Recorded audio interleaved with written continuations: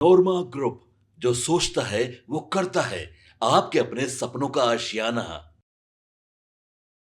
वक्फ bill संशोधन जो था वो आज सदन के पटल पर रख दिया गया। लोकसभा में इस पर किरण रिजिजू ने जब रखा, उसके बाद से विपक्ष ने हंगामा किया और विपक्ष के हंगामे के बाद गृह मंत्री अमित शाह उठे और उन्होंने कई सारी बातें कही।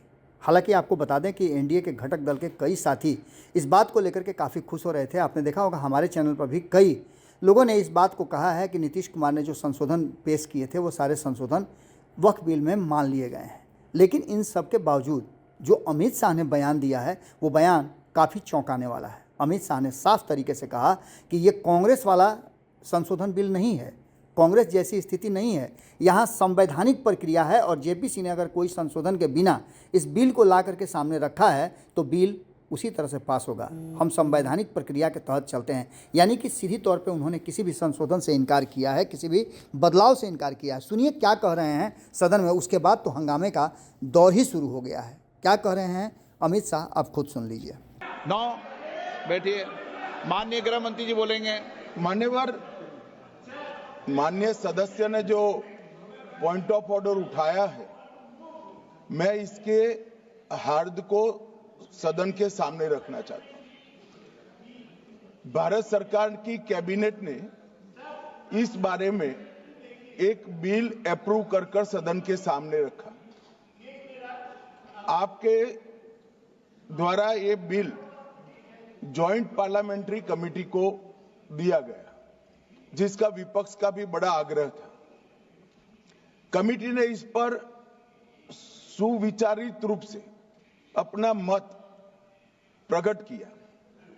वो जो मत प्रकट हुआ, वो मत फिर से कैबिनेट के सामने गया। कमेटी के जो सुझाव थे, ये भारत सरकार की कैबिनेट ने स्वीकार किए और अमेंडमेंट के रूप में किरण रिजिजू जी लेकर आए। ये तभी होता है जब ये ऑफिशियल अमेंडमेंट कैबिनेट की अनुमोदन के बगैर आता है। मान्यवर, मैं नहीं मानता इसमें कोई पॉइंट ऑफ ऑर्डर है और आपका ही आग्रह था कि कमेटी ज्वाइंट पार्लियामेंट्री कमेटी बने। अगर कमेटी ने कोई बदलाव ही नहीं करने हैं तो ये कांग्रेस जैसी कमेटियां नहीं, हमारी लोकतांत्रिक कमेटी है मान्यवर, जो दिमाग चलाती है।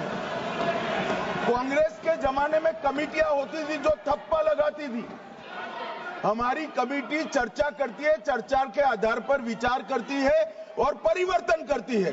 अगर परिवर्तन को स्वीकार ही नहीं करना है तो कमेटी काहे को लिए है भाई? आपके सपनों को हमने सजाया है, ई होम्स पैनोरमा को हमने बनाया है। ई होम्स मेरा एक सपना था जिसपे मैं पिछले 4 साल से काम कर रहा था। हमने जो बनाया है वो सबने है माना। ई होम्स पैनोरमा में हो आपका भी आशियाना। और फाइनली हमने 2021 में इस प्रोजेक्ट को लॉन्च किया। बहुत लोग अप्रिशिएट कर रहे हैं कि पूर्णिया जैसे शहर में, बिहार के, एक तो बिहार की बात करें उसमें भी पूर्णिया जैसे छोटे जगह में इस तरह का लाइफस्टाइल देना, ये सुन के हम लोगों को बहुत अच्छा लगता है। ई होम्स में हमने कुछ और भी किया है, जैसे हम जिस जगह में रह रहे हैं हमारे फैमिली सिक्योर हो, उनको सिक्योरिटी का ध्यान में रखा है। आपकी सुविधा और सुरक्षा आपके लिए खास है, ये आपका विश्वास है। इसमें आर्टिफिशियल इंटेलिजेंस का 7 लेयर सिक्योरिटी का हमने इस्तेमाल किया है। लस ग्रीन कैंपस को बनाया है। यदि हमारा बाउंड्री वाल है तो वो वर्टिकल गार्डन है। ये जितनी भी फैसिलिटी होता है एक इंटरनेशनल टाउनशिप में ई होम्स है, ये हम लोग विश्वास नहीं कर पा रहे हैं। जो भी हमारे मित्र दोस्त या जो भी हमारे बाहर के बाहर आते हैं तो हम लोगों को बहुत अच्छा सुनने को मिलता है और बहुत अच्छा क्रेडिट मिल रहा है। वो सारा हमने सिर्फ एक बिल्डिंग नहीं बनाया, हमें एक बहुत अच्छा लाइफस्टाइल दिया ई होम्स में, और मेरा एक सपना था जिसको मैं आज फुलफिल होते हुए देख पा रहा हूँ। ये आपका आवास है। ई होम्स पैनोरमा में अब आपका निवास है। E homes Panorama, luxurious lifestyle redefined.